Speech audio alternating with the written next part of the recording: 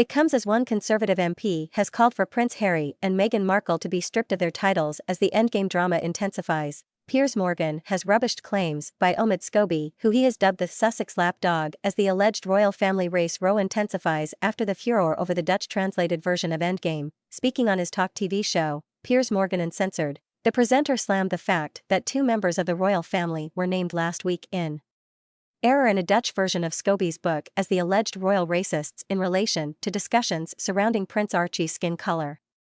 The claims were first made during Prince Harry and Meghan Markle's famous Oprah Winfrey interview.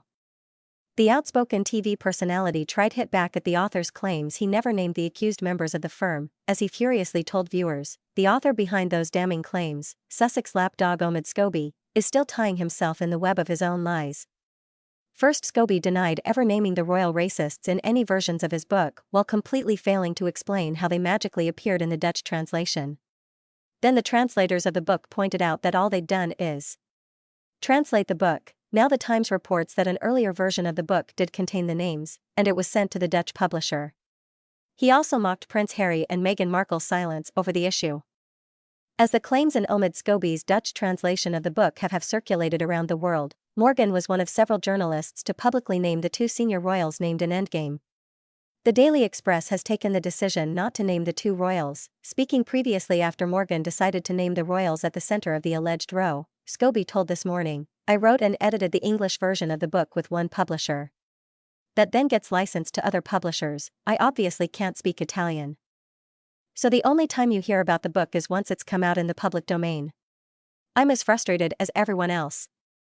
I make it very clear in this book that I, in every way possible, want to adhere to the laws surrounding this subject. It's why I've been very careful in how it's described in the book, and it's why I've never spoken about it beyond what I've said in the public domain before. The reality is, though, that this is information that is not privy just to me. Journalists across Fleet Street have known those names for a long time. We've all followed a certain code of conduct when it comes to talking about it. Ahead of his show on December 4th, Morgan wrote that both Prince Harry and Meghan Markle should be stripped of their titles and their security. He wrote, It's almost 4 years now since Harry and Meghan announced they were stepping down as senior royals and moving to the United States. Since that moment, they have systematically and relentlessly exploited their royal status to make as much money as possible, while simultaneously trashing the royals to preserve their exposure and relevance. If Harry and Meghan need security in the UK, they should pay for it privately like every other visiting B-list celebrity. No more titles. No more security.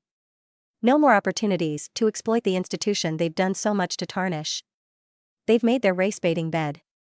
Now they can lie in it.